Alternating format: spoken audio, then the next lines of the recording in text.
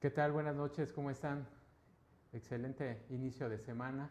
Esperamos que todos estén muy bien. Y bueno, con el gusto de estar aquí con ustedes y hablar de estos temas que son tan importantes en lo que se refiere a la reforma a la ley aduanera y pues también a las modificaciones de las reglas de carácter general en esta misma materia.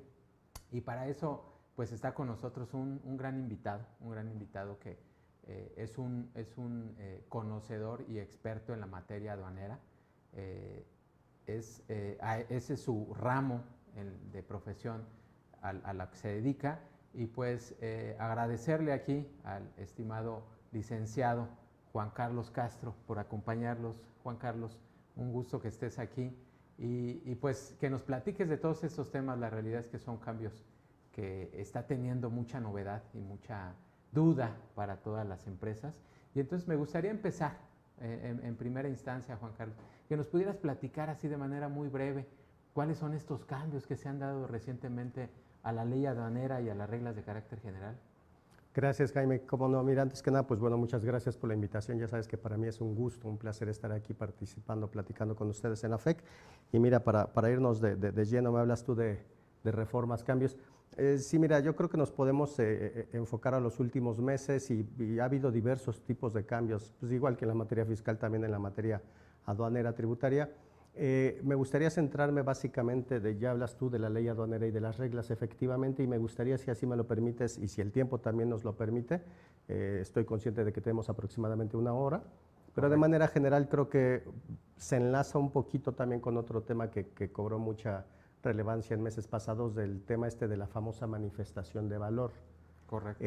Y ligeramente pues también un breve comentario así de los aranceles, estos decretos, así es, los aranceles que acaban de entrar en vigor apenas el pasado 1 de enero, precisamente porque varias de estas reformas, tanto la ley aduanera como las reglas de comercio exterior, como los aranceles, entran en vigor el 1 de enero. Y esto de la manifestación en valor entraba en vigor el 9 de diciembre pasado. Sin embargo, ahorita hubo una especie de prórroga, estamos en un periodo de convivencia que nos está dando la autoridad para poder arrancar este tema de lleno el 1 de abril. Entonces, creo que estos 4 temas bien pueden resumir los conceptos que más están siendo de la atención de la comunidad importadora y exportadora, incluso de algunas empresas que sin ser directamente importadoras o exportadoras también les afecta de alguna forma, ¿no? O que incluso sin tener ellos ninguna relación con el comercio exterior, pero también nos pueden afectar a nosotros. Entonces, no sé si te interese con algún tema en particular o me permite sugerir. Si gustas, podemos empezar con un tema pues, que es de explicación, que podemos empezar con esta explicación, sobre todo que nos pudieras platicar qué son los aranceles, para qué existen, ¿no? ¿A quién les puede afectar? Excelente, muy buena tu pregunta. Sí, a lo mejor de manera general podemos hablar, mira, recordemos Un arancel, sin entrar en mucho detalle, digo porque tendremos que irnos a la Ley de Comercio Exterior, al artículo 11, ¿no? Que nos habla de los aranceles, la definición, los tipos de aranceles. Si hay un arancel que es el más típico, que es un porcentual, que es el que llamamos como ad valorem sobre el valor y que es el porcentual típico, pero también hay aranceles específicos, ¿no? Que te dice, mira, sobre una cierta unidad de medida, por ejemplo, zapatos. Por cada par de zapatos pagas un arancel en específico, un monto de dinero en específico, ¿no? O el azúcar, ¿no? Que te decía, mira, por cada 36 gramos de azúcar, pero por cada kilo de azúcar vas a pagar 36 centavos de dólar, ¿no? Entonces hay de aranceles ad valorem o porcentuales, específicos y mixtos, que es la combinación de ambos, ¿no? Los aranceles los imponen los países, y esto pues obviamente no es nuevo, es muy viejo, y creo que ahorita muchos ya hasta lo tienen muy del conocimiento sin estar en el comercio exterior todos los días, pero lo hemos visto, ¿no? Hablemos de los aranceles de Trump. Los imponen para proteger su industria nacional, los imponen para regular el comercio, es decir, para ellos definir qué entra, qué no entra. Ahí pueden definir qué mercancía está prohibida para tu país por cualquier razón. Puede ser cuestiones de protección intelectual, puede ser cuestiones de seguridad, de salubridad, etcétera. Recordemos que estos famosos o llamados aranceles de Trump, ya ves que el argumento que él pone mucho, dice, es por cuestiones de seguridad nacional. Entonces él, bajo su argumento de seguridad nacional, impone una cantidad de aranceles impresionante, ¿no? Entonces, bueno, los aranceles tienen varias finalidades, repito, las tradicionales es de protección a la industria, pero puedes aprovechar para regular el comercio y además para recaudar, que también aquí dice Trump, estamos además recaudando mucho impuesto, ¿no? Entonces, en resumen, en nuestro caso, pues México ya tenía muchos años que casi no ponía aranceles, precisamente desde que México se abre al mercado y más con las tratados de libre comercio. Un tratado de libre comercio tiene, y sí lo quiero comentar porque aquí vamos a encontrar algunas aparentes contradicciones, ¿no? Porque un tratado de libre comercio decía, bueno, a ver, si tradicionalmente los países ponen aranceles y tú puedes poner aranceles a quien quieras del monto que quieras, bajo las circunstancias que quieras, decíamos, bueno, pero ¿qué tal si nos hacemos acuerdos, contratos, convenios entre determinados países para entre nosotros, nada más los signatarios de eso, reducir aranceles? Y es como en nuestro caso tuvimos nuestro Tratado de Libre Comercio, Telecan, y actualmente TEMEC, en el cual pues, se supone que tenía esa finalidad, ¿no? Que reduciéramos los aranceles entre nosotros, y de hecho por eso no era un gran tema ya el de aranceles en México, porque prácticamente todo estaba en cero. Por diversas razones, llámale, algunos dicen que por respuesta a Trump, llámale que por presión de Trump, del mercado internacional, por cualquiera que sea la razón, pero bueno, México decide también ahora poner aranceles. No son los últimos recientes, ya teníamos algunos años que se habían puesto algunos, y se ponen incluso algunos también como una medida compensatoria a veces, ¿no? Como una medida de si tú me pones aranceles a mí, pues ahora yo te los pongo a ti, ¿no? Hay quienes los hacen, decíamos, para proteger tu industria de manera general, o a veces incluso lo puedes hacer así muy quirúrgicos para afectar a tu contraparte y decir, a ver, yo sé que tú eres bueno en exportar, no sé, uvas, y yo soy tu gran comprador de uvas, aunque no tengo una gran industria de uvas, pero nada más para afectarte a ti. Entonces son muy direccionados a cierta industria, a cierto sector, en cierto momento también se pueden poner. Entonces ya México había puesto este tipo de aranceles muy direccionados, y ahorita se publica el pasado 29 de diciembre, que no es nuevo, esto ya estaba platicado desde septiembre por la titular del Ejecutivo, y ya hablaban de estos aranceles, ¿no? Los cuales finalmente pasan por el Congreso.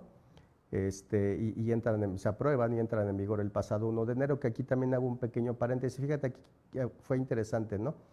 Porque el titular del Ejecutivo, en este caso de aranceles, no tiene la necesidad de hacerlo vía Congreso. El titular pudo desde septiembre, si así hubiera querido, publicar un decreto, como lo han hecho en varias ocasiones, que lo hacen constantemente, pero con pocos aranceles, no con esta cantidad. Y de golpe dicen, decreto yo como titular del Ejecutivo y pues, de acuerdo a las atribuciones que me da la Constitución, bla, bla, bla, poner todos estos nuevos aranceles. Es facultad del Ejecutivo. En este caso no estoy seguro por qué la titular del Ejecutivo no quiso hacer uso de esta facultad y lo hizo por el camino tradicional a través del Congreso, y pues bueno, entran en vigor el pasado 1 de enero 1,463 fracciones arancelarias. Si tomamos referencia más o menos que el universo de fracciones son un poco más de 10,000, 11,000, entonces hablar de golpe de 1,400 estás hablando de más del 10%. más del 10% de las fracciones se les pone un arancel. Se supone que estas van direccionados para los países con los que no tenemos tratado, por una parte.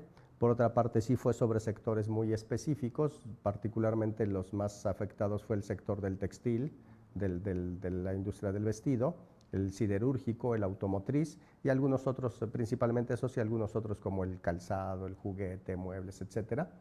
Y básicamente eso te podría resumir para avanzar rápido. Estos son los aranceles, esa es la razón, la justificación, proteger la industria. Estos en particular está diciendo la autoridad, los está defendiendo tal cual que es para proteger nuestro mercado nacional. Incluso dijo por ahí Marcelo Ebrard, el secretario de Economía, que con estos aranceles en teoría se iban a proteger y salvar 350,000 empleos. Así de quirúrgico direccionado se supone que esto está apuntado. No sabemos el impacto que va a tener en otras industrias, decía yo, en textil, por ejemplo, pues va a haber un impacto fuerte en automotriz, en siderúrgico, en aluminio, etcétera.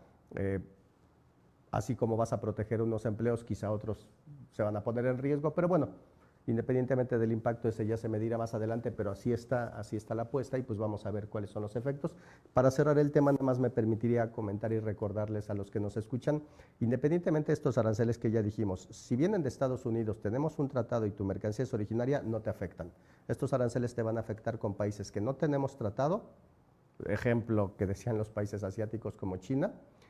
Y no obstante, recordar que todavía existen algunos programas para ciertas industrias como el famoso PROSEG o la regla octava, que sin entrar en mucho detalle, pero si tu empresa es manufacturera de algo, aunque no exportes, no necesitas exportar, aunque no exportes puedes obtener un programa PROSEG con la Secretaría de Economía si básicamente eres manufacturera de un producto y con esto reducir sustancialmente estos aranceles y hacer uso de estos programas PROSEG o de regla octava, en cuyo caso podríamos platicar en otro programa de esto, pero para avanzar, con eso cerraría el tema de aranceles, que sería el primer punto.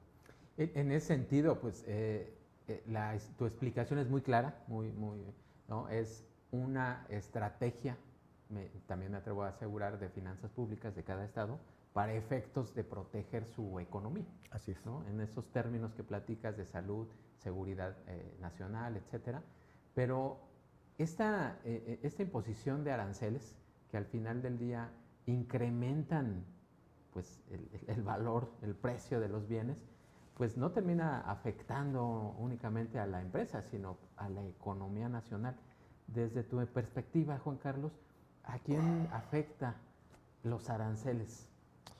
Mira, decía hace rato, si bien se supone, y así defendieron en la exposición de motivos y en pláticas públicas, tanto el Ejecutivo, que fue el promotor de estos aranceles, como el propio secretario de Economía, Marcelo Ebrard, ellos dicen que es para proteger la industria nacional, tal cual, precisamente la industria del textil, del calzado entre ellos, etcétera, lo cual es cierto, sí requieren, y en cierta forma diremos qué bueno. No obstante, por otra parte, dice sí, pero también le estás pegando a otras industrias, como es la industria manufacturera, la maquiladora, etcétera, y tú dices, ¿a quién entonces si le pego a una, protejo a una pegándole a otra, entonces ¿a quién he de proteger? Aquí la verdad es que es algo complicado porque mira, el tema es que durante años constantemente, y se ha cuestionado y censurado, y no solo de México, de muchos países, que de repente somos muy proteccionistas. Entonces aquí creo que es bueno y es sano sí proteger nuestra industria nacional.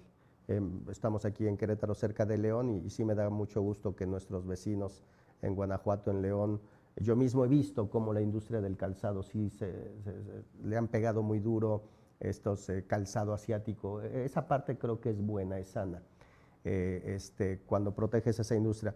Pero otras industrias, cuando le pegas, por ejemplo, al textil, pero estos textiles realmente, algunos de ellos sí están destinados a la exportación o algunos otros proyectos, a lo mejor no está siendo tan efectivo el golpe.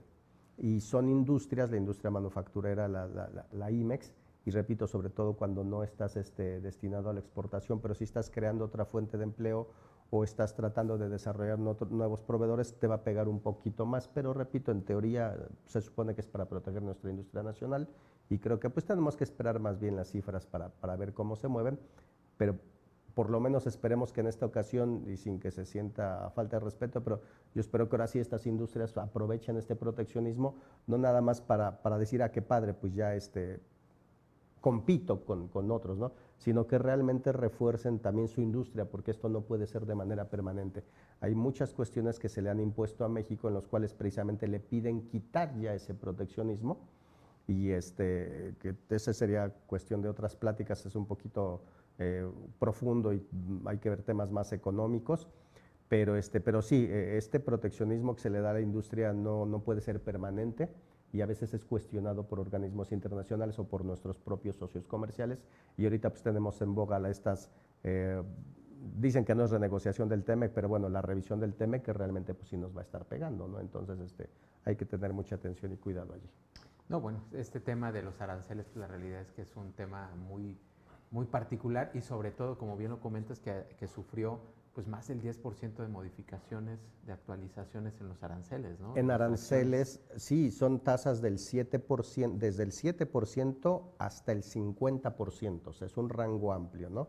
Y que va, digo, desde el 7 hasta el 50, pero entre el 25, 30 y 35% son las tasas, es como el 90% de las fracciones. El 90% de las fracciones están en 25, 30 y 35.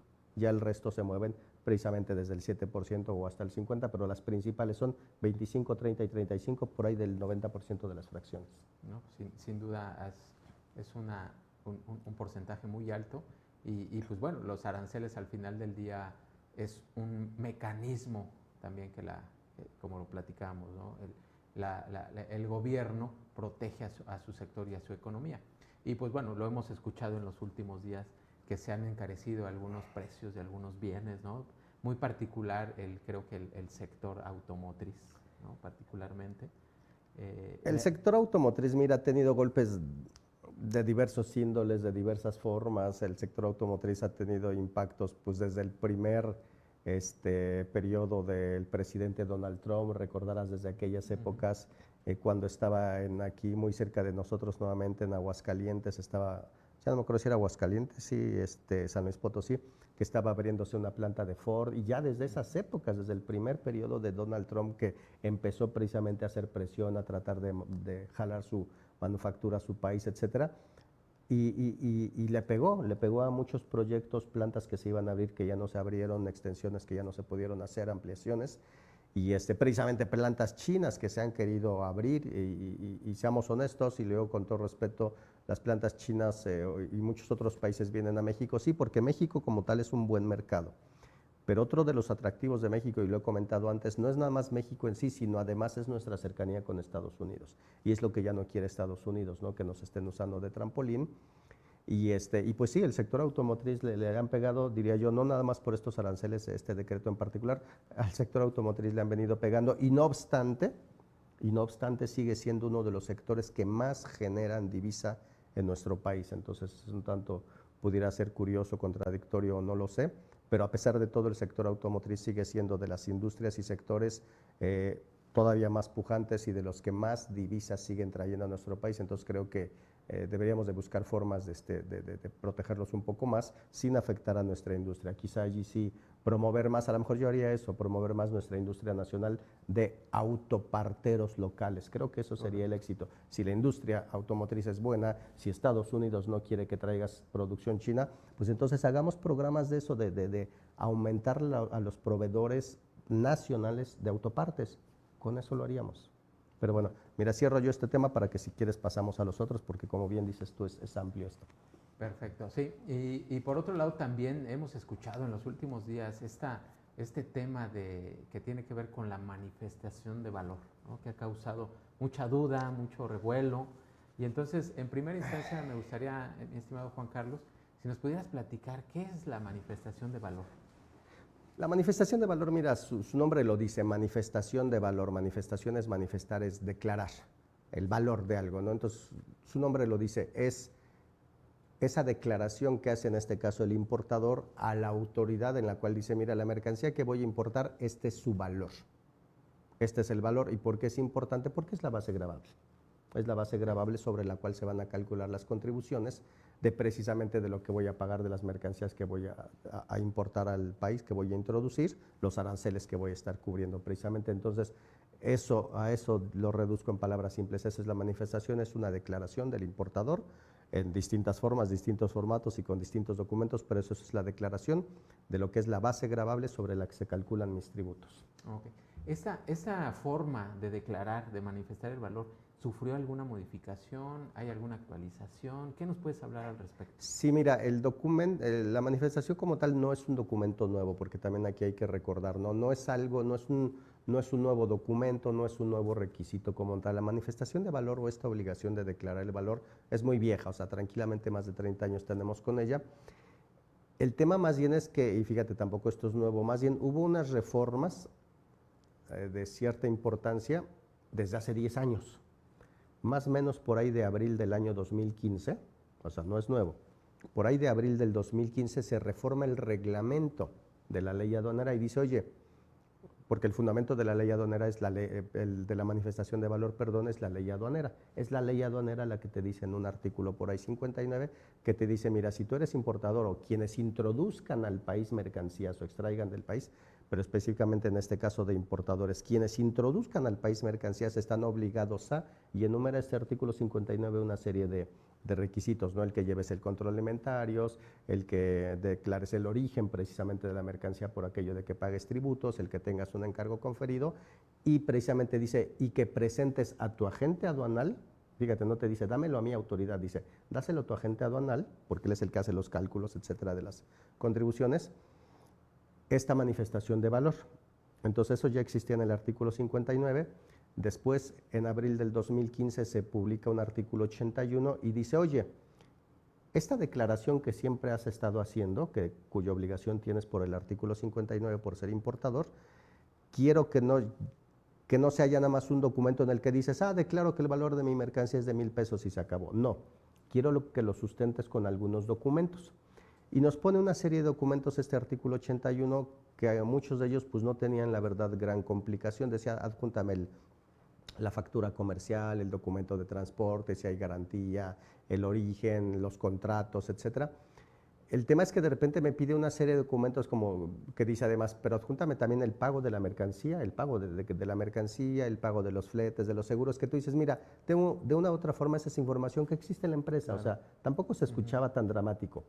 Lo que causó un poco de revuelo en aquella ocasión, en aquellos años del 2015, cuando se publican estas reformas de abril, que iban a entrar en vigor en junio del 2015, lo que pasa es que empieza a haber foros de la autoridad en la que la propia autoridad dice, mira, a mí me gustaría que me enseñes esta información, pero por pedimento. Entonces tú dices, a ver, enseñarte por cada importación que haga el pedimento de importación, pues tiene lógica.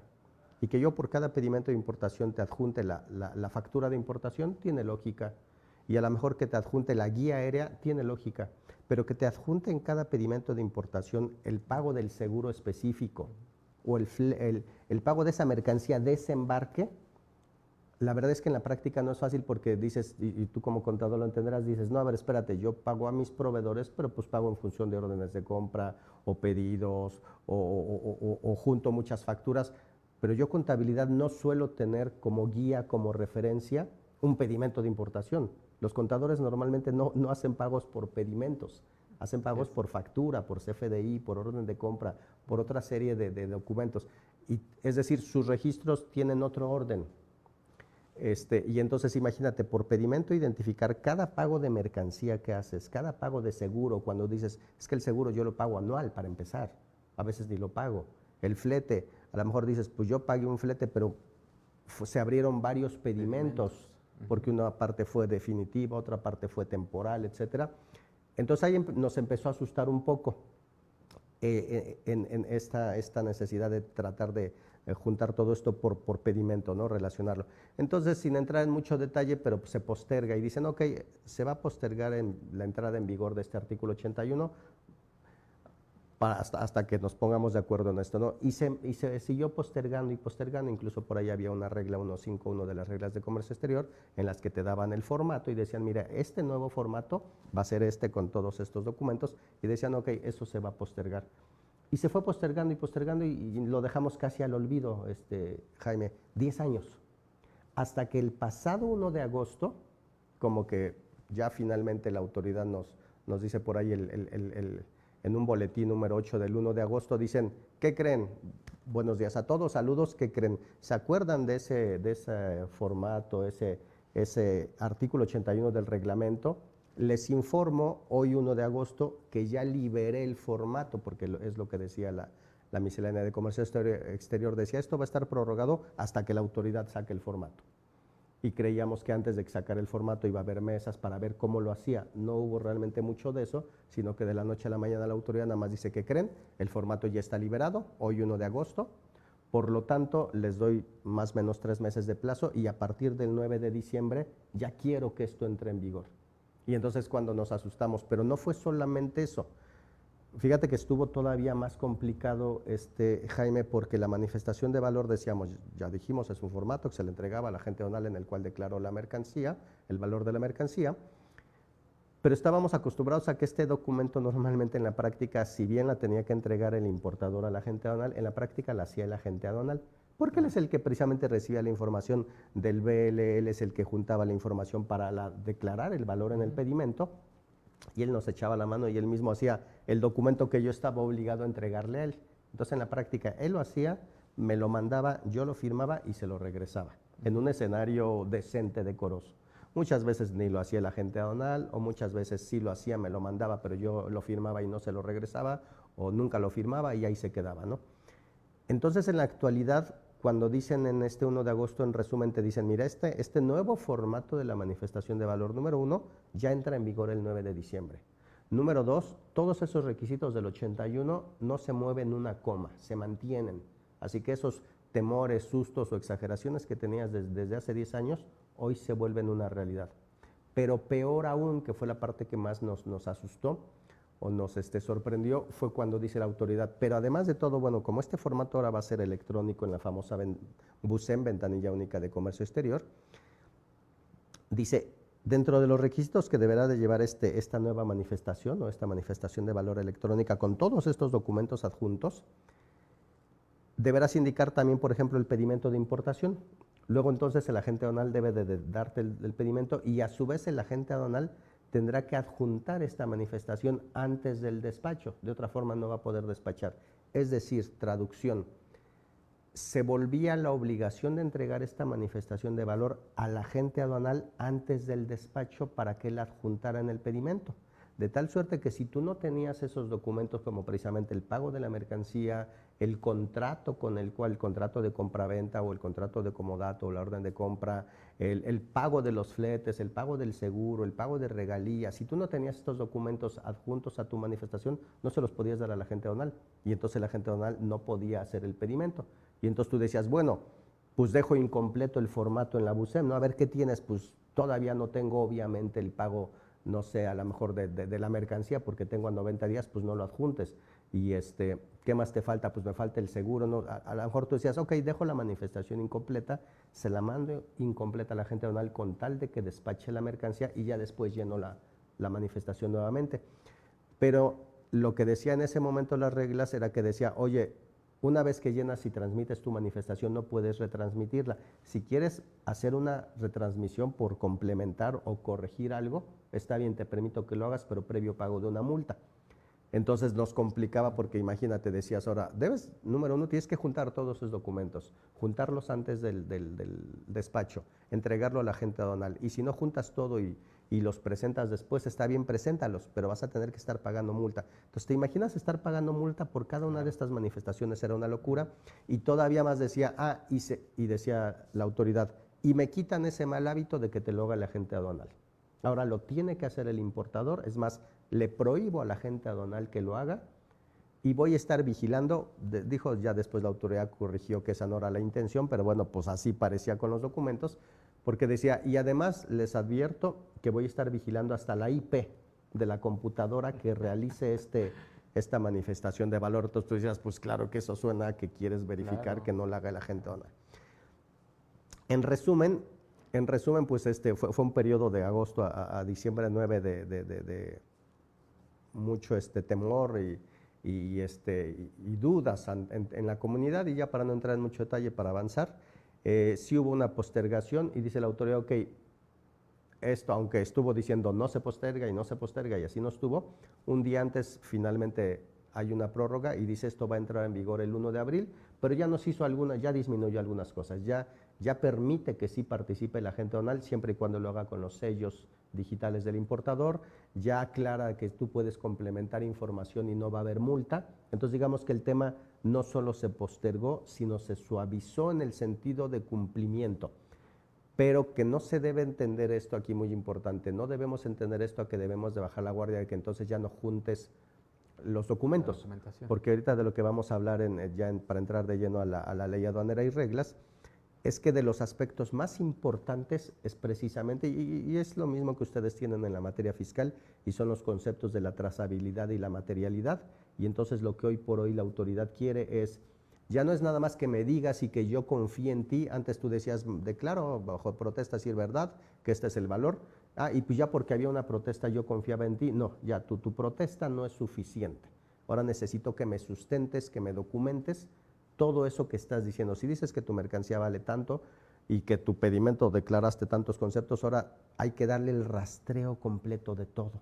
Y vamos a hablar ahorita un poquito más entrando ya a las reformas de la ley aduanera y de las reglas, pero más o menos a esto lo podemos traducir esto de la manifestación de valores, este documento, que repito, no es nuevo el documento, más bien es una serie de anexos que ya nos los pedían desde hace 10 años, finalmente se reactiva ahora el año pasado, se posterga y va a entrar en vigor el 1 de abril, y aunque sigue siendo de un cumplimiento amplio y estricto y de muchos documentos, por lo menos se flexibilizaron algunas disposiciones que nos habían dicho por ahí en los últimos meses entre agosto y diciembre, con lo cual, repito, entre otras cosas ya puede entrar el agente aduanal y demás. Aquí, para cerrar el tema, creo que lo único que yo sí recomiendo ampliamente a las empresas entender, número uno, ¿a quién afecta esto? Afecta a todos los importadores, no es nada más a los que exportan, no es nada más a las IMEX, no es nada más a las automotrices, a todos los importadores. Si tú importas ahorita un celular y demás, a ti te afecta, a todos los importadores, número uno. Número dos, entender que el llenado de esta manifestación de valor, dado que es la que vas a declarar precisamente la base gravable sobre la que se calculan las contribuciones, entramos en un concepto que se conoce en la materia aduanera como la valoración aduanera.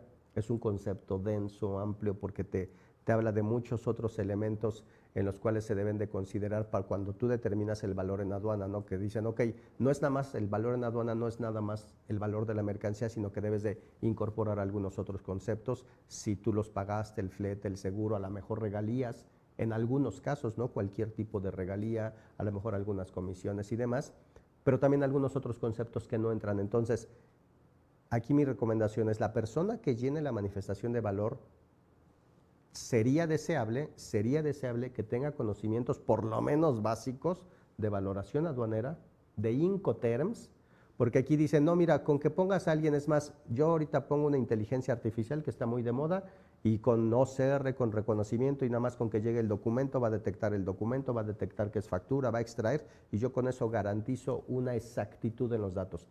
Excelente, la verdad es que con eso ya tienes un gran avance, pero no es todo. La exactitud es indispensable en la actualidad para estar declarando todos estos documentos en todo el ámbito fiscal, ya sea con ustedes o dentro del ámbito fiscal el aduanero.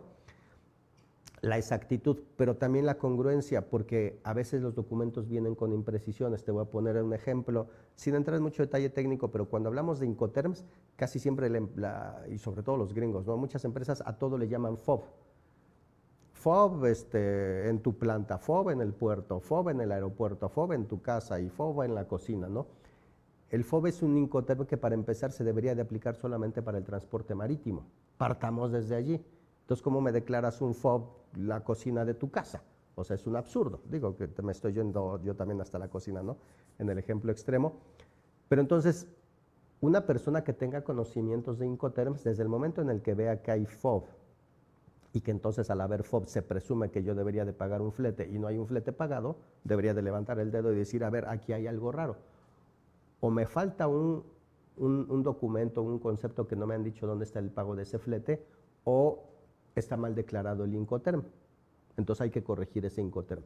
Entonces, Por eso decimos que los conocimientos mínimos de valoración aduanera, para identificar esto de qué son incrementables, qué no son incrementables, que podemos aumentar en el valor de la mercancía o disminuir en su caso, y también, por ejemplo, identificar los Incoterms, porque si están mal declarados, ya desde ahí tenemos un error. A lo mejor dices, pero todo está el documento, está bien declarado, sí, pero pusiste mal el Incoterm, ya con eso tienes una multa. Ya con eso tienes una multa. Entonces, digamos que hasta ahí podríamos tratar de cerrar el tema para avanzar con lo siguiente.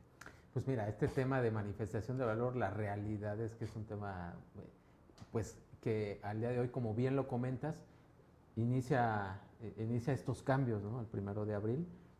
Es buen momento para quien nos escucha en las empresas, pues empiecen a hacer el ejercicio, ¿no? Así es. Porque en muchas ocasiones esperamos a que llegue esa fecha, ¿no? Y ya por ahí el 30 de marzo, 31, si bien, o incluso ya 1 o 2 de abril, pues ya estamos empezando a practicar. La sugerencia sería que empezaran a utilizar estas nuevas herramientas. No sé si ya están disponibles para poderlas utilizar, Juan Carlos. Sí, precisamente desde el 1 de agosto, cuando digo que sale esta publicación y dice la autoridad en un boletín 8, número 8 de la BUSEM, dicen, ok, a partir de hoy, 1 de agosto, ya puedes entrar a la BUSEM, ya puedes capturar tu manifestación. Obviamente, tenía algunos detalles, se ha ido depurando, tenía algunos, si no errores, por lo menos algunos puntos que se tenían que adecuar, se ha ido mejorando, pero de eso se trata precisamente, que ya desde ahorita tú aprendas a usar esa BUSEM, que aprendas a entrar a la ventanilla única. He visto que algunos clientes de repente dicen, es que yo no sé ni cómo entrar a la BUSEM porque todo lo hacía mi agente aduanal.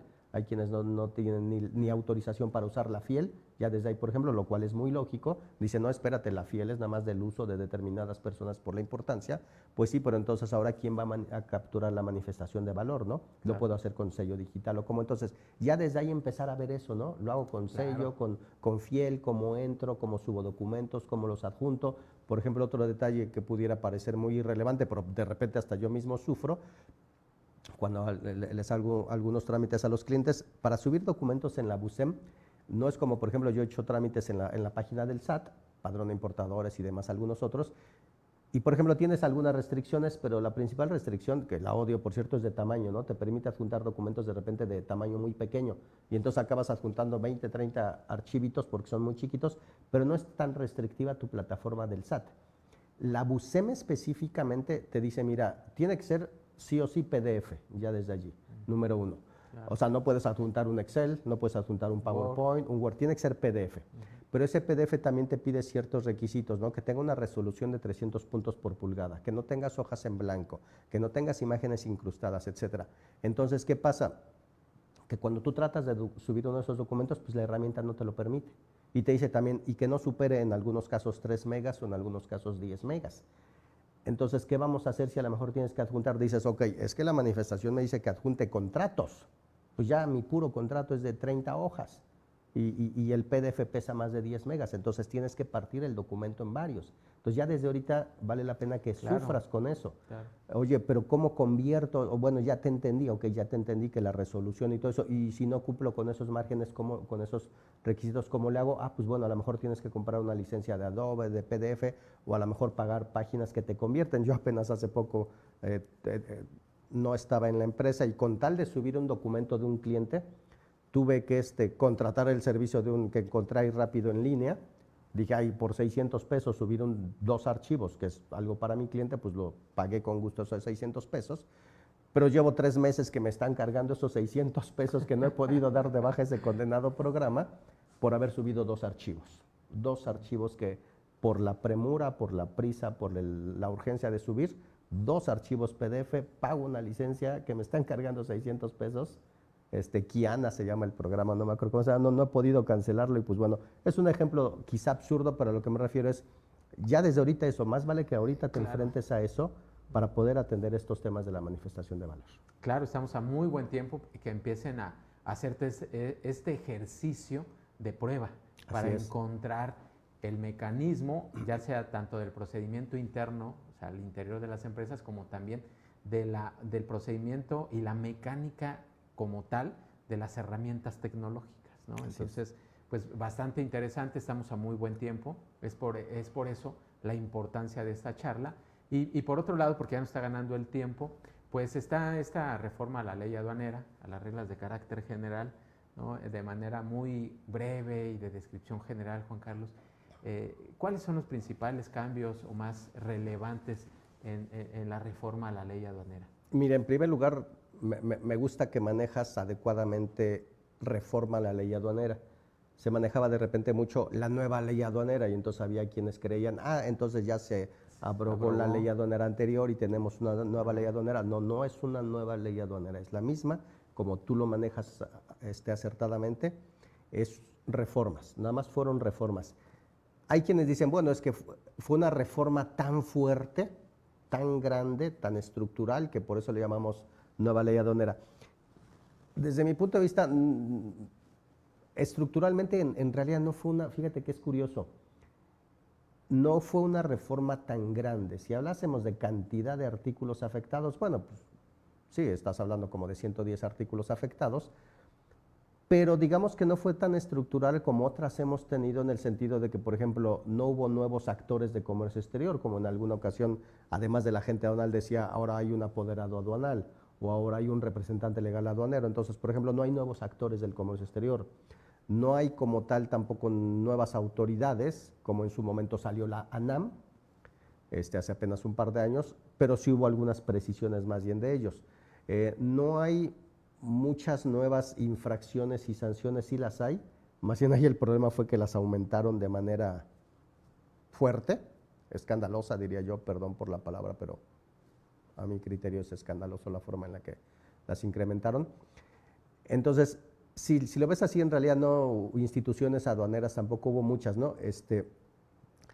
Pero a pesar de eso, el impacto aquí sí, el impacto que están teniendo estas reformas, Jaime, sí tienen un calado impresionante, ¿no? Sí tienen un calado muy fuerte porque le están pegando a ciertos conceptos novedosos en algunos casos, muy estrictos en otros, y otros ya existían, más bien que ahora sí los está poniendo en vigor la autoridad, y que también yo creo que a ustedes les pasa lo mismo, ¿no? De repente en la materia fiscal ustedes tienen pues un montón de disposiciones, las cuales de repente algunas ya ustedes saben que esas dicen, no, es que esta ya sé que en la práctica no aplica, pero de la noche a la mañana te dicen, hoy sí te voy a aplicar esta, hoy sí te voy a aplicar que si tu CFDI no estuvo bien llenado de acuerdo al 29 del Código Fiscal, ¡pum!, te lo desconozco, ¿no? Entonces, yo creo que hay algunos conceptos, no sé, hablo yo de en las importaciones de primera mano que tienes que declarar el número de pedimento. He visto infinidad de CFDIs que se les olvida declarar el pedimento o lo declaran y ni siquiera se dan cuenta de que están declarando mal el número del pedimento,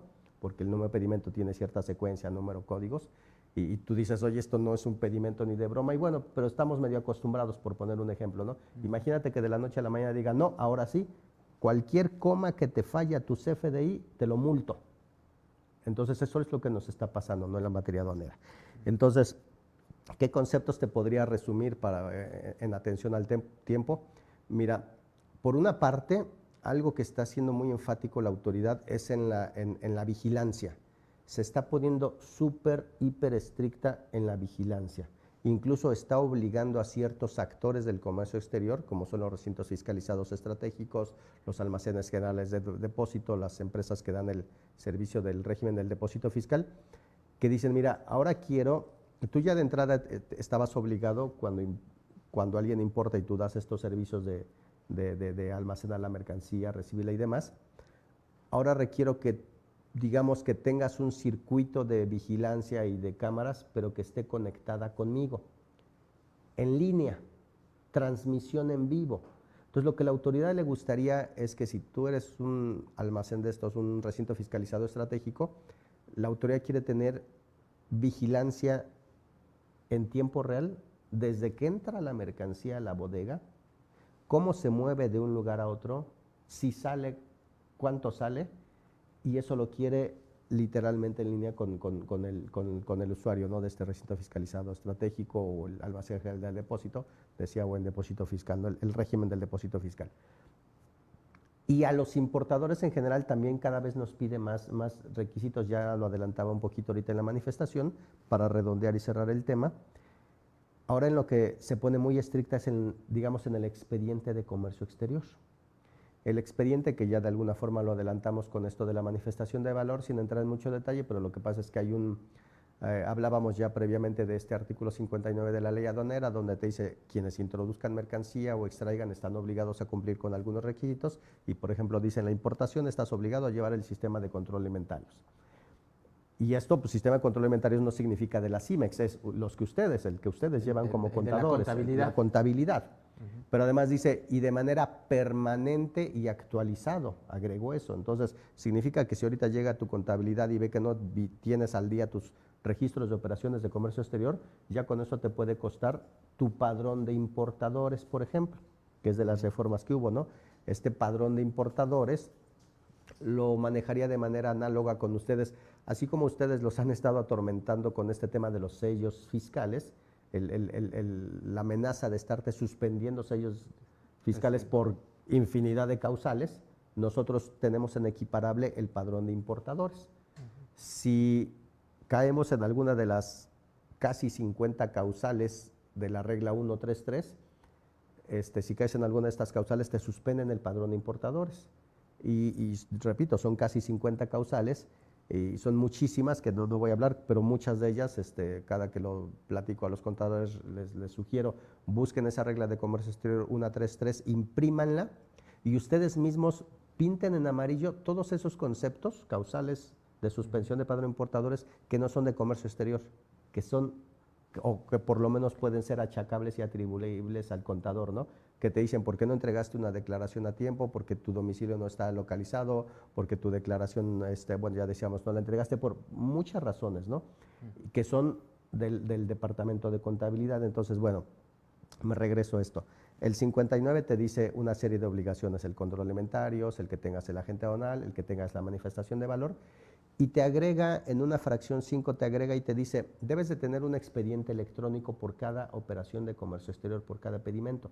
Pero ese expediente electrónico nos adiciona una serie de documentos que tienen que ver, aquí lo enlazo, con lo que platicábamos hace rato de la manifestación de valor, que te decía, desde hace 10 años nos decían que en cada pedimento de importación querían la factura, el origen, el contrato de la mercancía, el pago del proveedor, el pago del seguro, todo esto, ahora me lo juntan, lo enlazan y dicen, si tú eres importador, cualquier importador, por cada importación que hagas, necesitas tener como obligación, un expediente electrónico y en cada expediente adjuntar toda esta serie de documentos. Entonces, uno de los conceptos más importantes dentro de este ámbito, dentro de este marco de la trazabilidad y la rastreabilidad, es el expediente de comercio exterior. Porque ahora, y apúntenle si quieren, así como decía por ahí por una parte la regla 133 de las causales de suspensión de padrón de importadores, apúntense este artículo de la ley aduanera 59 fracción 5, que son de las obligaciones del importador, los documentos que debes adjuntar. Hay una regla 1414 que también les sugiero, que ahorita entramos a ese concepto porque tiene que ver con el agente aduanal. Aunque entremos ahorita con agente aduanal, pero ya desde ahí te dice, mira, el agente aduanal tiene como obligación también formar un expediente, así como a ti importador tienes la obligación de formar un expediente, a ti agente aduanal también te obligo que hagas un expediente por cada pedimento de importación y los documentos obviamente son similares. Y entonces si al agente aduanal le dice, te obligo a que tengas de tu cliente importador el contrato precisamente de la mercancía o el contrato del inmueble, pues entonces tú importador debes de poner atención porque es lo que ahora te va a pedir tu agente aduanal. Y entonces este expediente de comercio exterior se vuelve estrictamente necesario e importante, siempre lo ha sido, pero ahorita mucho más porque ahorita sí ya nos lo van a estar pidiendo y exigiendo. Una parte de ellos con la manifestación de valor lo vas a tener que tener desde antes de importar y lo demás más vale que lo sigas completando. Incluso también hay otra regla que te sugiero que tengas ahí a la mano, la regla 3142, y esta regla también te enuncia, fíjate, además de estos documentos típicos, te dice, ojo, debes de tener contratos o adiciones al contrato o demás de la mercancía que adquieres, contratos del inmueble que habitas, contratos de la maquinaria que tienes para hacer funcionar tu empresa, de estas operaciones de comercio exterior. Por otra parte, a ti, agente aduanal, te obligo a que pidas estos documentos. te obligo, agente aduanal, te obligo a que vayas a verificar la existencia del contribuyente, a que pida su identificación, a que pida sus actas constitutivas, a que pida su RFC, a que pida su constancia, a que vayas a testificar y con fotografías la fábrica, la empresa, la existencia, que cuenta con la infraestructura. Si dice que va a importar, no sé, máquinas, computadoras, porque es un call center, entonces tú, agente aduanal, tienes ahora la obligación de ir a ver, dices que vas a importar 100 computadoras, pero tu domicilio fiscal es un cuartito de 2x2, no tiene lógica. Ah, bueno, es que no te dije, pero es que rento una bodega. Pues dímelo, porque entonces si no, yo como agente aduanal soy responsable y entonces yo ya no te hago el despacho aduanero. Entonces le da una serie de fuerza a los documentos que debemos adjuntar, pero repito ahorita, por ejemplo, contratos desde la mercancía que pagas, del inmueble, de la maquinaria, listas de empleados. Te dice, ok, se supone que realizas un proceso productivo, pues entonces debe de haber una congruencia y dame listas de empleados que participaron en ese proceso productivo. Y entonces eso me va a tener que llevar a irme a contabilidad y pásame el SUA y el CFDI de nómina y etcétera, etcétera, ¿no? Entonces, en algunas empresas hemos empezado a tener ya sesiones así de trabajo de que, mira, desglosemos todos estos requisitos de esta regla 3142, del 81 del reglamento, del 56 fracción 5, del propio 1414, que es la del agente aduanal, donde le piden estos documentos, y vamos a ver qué documentos son de comercio y obran en comercio, pero cuáles no son de comercio. Porque en comercio, pues yo no sé de los pagos al proveedor. Claro. Yo no sé... del contrato del bien inmueble, ¿no? Del contrato del bien inmueble, y porque se me estaba pasando una también bien importante, Jaime, imperdonable para esta plática con ustedes de esta misma regla 3142, así como te digo, te pide todos estos contratos y también dice, y necesito una manifestación de bajo protesta, decir verdad, en la que diga el importador que no está vinculado con empresas del famoso 6969B y que él no aparece en estas listas, y además registros contables, asientos contables de las operaciones de comercio exterior. Entonces, es obvio que yo no voy a tener eso y honestamente tampoco pretendo que lo pidan, porque aunque lo pidamos, o por lo menos yo ni las vamos a entender, ni a veces no la vamos a saber ni entender, ni agrupar, ni distribuir, no. Aquí más bien yo creo que vamos a tener que hacer, decía, estamos haciendo especie de matrices de toda esta cantidad de requisitos y después ver quién es el responsable del departamento. Claro. A lo mejor no que me lo des, porque tampoco se trata, decía yo, el expediente cobra una relevancia importantísima, ¿no? De primer orden, pero no se trata de que entonces ahora, pues ahora quiero un servidor especial de comercio exterior porque voy a llenar de toda esta información. No, a lo mejor no necesariamente. Mínimo por lo menos es establecer, a ver, ¿sabes qué contabilidad? Me temo que ahora en tus importaciones vas a tener que llevar en tu registro de alguna forma, o sea, tú mantén tu contabilidad, yo no quiero meterme contigo, pero creo que sí va a ser importante que ahora le adiciones el número de pedimento en tus registros contables, para que cuando el día de mañana la autoridad diga, a ver, este pedimento de importación, ¿dónde está? Sí, la información del inmueble y de la factura y todo, y cuando diga el pago al proveedor, entonces ya entras tú y puedas relacionarlo con ese pedimento de importación. Y cuando diga la balanza de comprobación, el asiento contable, el registro contable y todo esto demás, pues que tú puedas entregar esa información como tú la consideres oportuna, que tampoco se trata que se la mandes o recarguen esa responsabilidad en alguien de comercio exterior, porque no vas a saber manejar esa información, ni vas a saber manejarla, manipularla, presentarla, explicarla, analizarla, y entonces sería un grave riesgo. Aquí entonces lo importante es que entendamos qué departamentos, áreas, personas son las que van a ser las responsables de llevar estos documentos para cuando tengamos un requerimiento, pues cada quien su parte.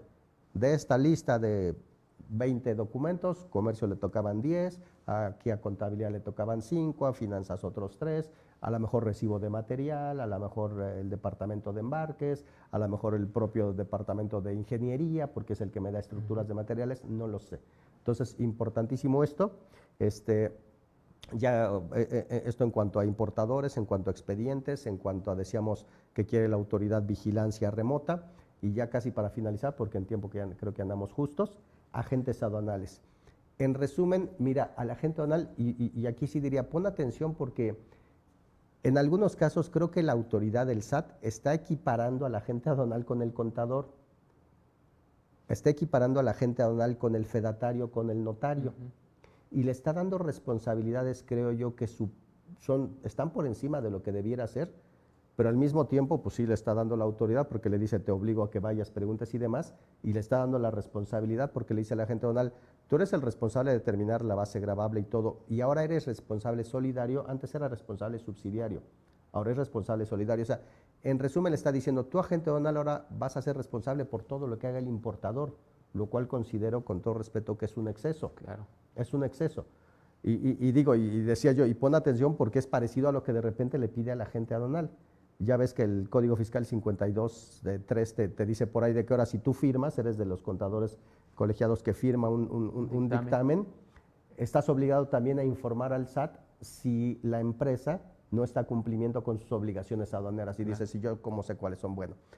Ahora también para el agente aduanal dice, y agente aduanal, y ahora te obligo a que también si tú ves que la operación de tu cliente no es lógica, no tiene infraestructura, no te hace sentido, etcétera, me lo tienes que informar. Pero además todavía medio excesiva, muy excesiva, Jaime, porque imagínate, dentro de estas obligaciones le dice, te voy a poner el ejemplo, ¿no? El típico, yo importo un material para hacer este sillón, importo la tela, entonces no voy a pagar el impuesto de importación porque está en IMEX y digo que voy a hacer esta tela y tengo 18 meses para retornar. Y entonces la agente aduanal me pide un montón de documentos y está bien, mira, ahí está bien mi fábrica, mis empleados, mis procesos, todo bien. Pero yo dentro del IMEX debo de retornar este producto en 18 meses a más tardar, porque si no se vuelve contrabando. ¿Qué crees? Si yo por alguna razón no retorné el producto, también hace responsable la agente aduanal. ¿No crees que es ya eso un exceso? Es un exceso, claro, claro.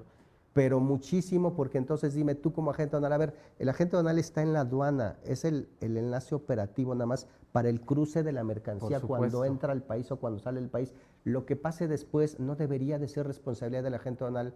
¿Cómo el agente aduanal va a tener la facultad para, ok, veme a visitar que la empresa existe, pero realmente eres tú el capacitado para saber si lo que tú ves, pues sí tenía una plantota muy grandota, y es suficiente porque la plantota es grandota que tú estés capacitado para decir que cumplía con la infraestructura necesaria para realizar esos procesos productivos, o que tengas ya con eso la certeza que esta empresa realmente fabricó lo que dijo que iba a fabricar y que lo iba a retornar cuando lo tenía que retornar. Vamos, nosotros tenemos controles de inventario CIMEX que son verdaderos marañas, porque hay que llevar un registro de cada pedimento, de cada tornillo, el país, el origen, la procedencia, el proveedor, el precio unitario, la factura, la fracción unitaria, si hubo vinculación, si no, o sea, una cantidad de información tan grande que tenemos para llevar al día a mi departamento de comercio exterior. Y si algo de eso no cuadra, es cuando la autoridad dice, mira, pues te falló tu control, pareciera que no retornaste el material, sí lo retorné, pero es que capturé mal. Pues ya nada más con que hayas capturado mal, ya con eso ya la regaste. Bueno, responsabilizar eso a la agente aduanal creo que es un exceso, pero aquí la alerta es, léanse la regla 1414, porque ahorita la novedad precisamente es que la agente aduanal te va a estar pidiendo muchos más documentos que antes, bien sea por el tema de la manifestación de valor o bien sea por las nuevas responsabilidades. Te va a estar pidiendo muchas manifestaciones sí, hojas declarando bajo protesta, decir de verdad cierta información, te va a querer ir a visitar, va a vigilar tu infraestructura, no sé, yo no sé cómo va a querer él verificar que estás cumpliendo con todas tus obligaciones aduaneras, puede cuestionarte tus operaciones en las que tú digas, voy a importar en temporal y después lo transfiero a otra empresa, bla, bla, bla. Él a lo mejor te va a cuestionar, ¿no sabes qué? Pues yo creo que no puedes transferir eso. O sea, tus estrategias fiscales te las puede cuestionar el agente aduanal y está en su derecho, dada esta circunstancia. Y ya para cerrar esto, particular importancia a las famosas operaciones virtuales que hemos platicado brevemente, no sé más o menos cuántos minutos me quedan, andamos ya sobraditos, ¿verdad? Ya nada más para cerrar esto, porque también es de lo mismo. Estas operaciones virtuales en las que decíamos cuando una empresa importa, la típica empresa IMEX, que importa, no paga impuestos porque algo lo va a manufacturar, se lo entrega a una segunda empresa que continúa con este proceso de manufactura y posteriormente lo exporta. Ok, dice, ahora yo quiero un rastreo y una trazabilidad completa desde que tu importador, primer importador de esta cadena de producción, importas la mercancía, todo lo que tiene que ver con la importación, el pedimento, la factura, el pago, el inmueble, el proceso productivo, el producto semiterminado, cómo lo entregas a una segunda empresa en México, la cual recibe el producto, le hace otro proceso y ella a su vez, como la entrega a una tercera empresa o yo no sé cuántas empresas, pensemos las típicas maquiladoras, a lo mejor una importa los rollos de tela y lo único que hace es cortarla para hacer este saco, se lo pasa a una segunda maquiladora que es la que la va a coser, se lo pasa a una tercera maquiladora que le pone los botones y se lo pasa a una cuarta maquiladora que le pone las etiquetas. Entonces ahora dice un artículo por ahí 112 de la ley aduanera, en su último párrafo dice, ahora hay responsabilidades del primero que importa, debería de darme información de cualquiera de todos los demás proveedores. Entonces es un absurdo. Sí, claro. Imagínate que entonces ahora yo le voy a estar pidiendo la opinión positiva a todos ellos y cuestionarles si transformaron o no transformaron, si pusieron o no todos los botones, la etiqueta, si sí exportaron o no dentro de los plazos. O sea, es una cantidad de exigencias muy importantes. Entonces, ya para cerrar, es básicamente eso lo que podría decirte. Es una vigilancia fuerte, excesiva de la autoridad y pues sí o sí lo tenemos que cumplir porque las multas, y ya es el corolario por lo que yo decía hace rato, se van muy fuertes. Las multas más fuertes antes, además del embargo de la mercancía y todo, andaban del orden del 70 al 100% del valor de la mercancía. Ahora las multas están desde el 100% hasta el 250 y 300% del valor de la mercancía. Entonces imagínate, llevar mal una operación que te cuesta el doble, el triple de lo que valga tu mercancía, creo que sí es exceso, hay que tener mucho cuidado, no hay que dar elementos a la autoridad y pues básicamente con esto trataría de cerrar porque si no nos vamos a extender aquí, Jaime, no, perdón. Pues bastante interesante, Juan Carlos. La verdad es que hemos visto en este espacio y en otras semanas que la autoridad está plasmando a nivel ley y a nivel misceláneas, pues la realidad es que es una serie de responsabilidades a los contribuyentes, ¿sí?, para efectos de ayudarle a fiscalizar.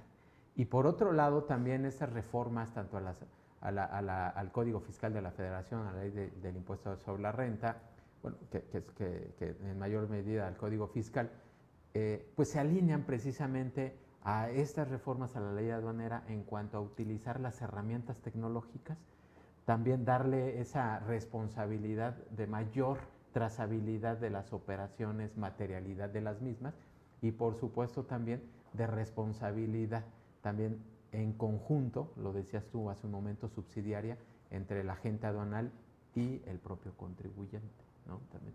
Entonces, pues bastante interesante, Juan Carlos, el tiempo ya hizo lo suyo y pues agradecerte la realidad esta charla importantísima, fundamental, porque estamos a muy buen tiempo de hacer todas estas modificaciones en las empresas y pues reiterarte mi agradecimiento por esta charla y algo con lo que quieras cerrar. Pues básicamente el mensaje sería, pues ya lo dije, número uno, poner mucha atención y no los quiero asustar, pero esto que más que platicar, casi lo vomité, una disculpa, pero es demasiada información. La verdad es que esto es solamente una parte de todos los cambios. Es decir, hay muchos más elementos. Yo les sugiero que estén al pendiente, que revisen con sus agentes zonales, con sus asesores, con sus departamentos. Y una de las claves en la actualidad es capacitación. Por favor, capacitación. Si no estamos adecuadamente capacitados, no significa que seamos expertos, pero si no, pues búscate al asesor, al contador, etcétera, porque los errores se están pagando caro y nuestros errores ya no son solamente administrativos, sino también penales, tú lo sabes bien, y entonces no vayamos a darle un susto a nuestro representante legal o que un día ya no podamos pues ni facturar o importar, etcétera, nos pega a las fuentes de empleo de todos. Entonces, a cuidar nuestra chamba, capacitarnos y obviamente que mejor que NAFEC. Muchas gracias, mi estimado Juan Carlos, muchas gracias por esta charla y gracias a todos ustedes. La realidad es que les agradecemos por entrar a sus espacios y pues estaremos aquí todos los martes con este tipo de pláticas, otros temas, pero con el mismo nivel de nuestro invitado del día de hoy. Buenas noches, gracias a todos. Gracias, hasta luego.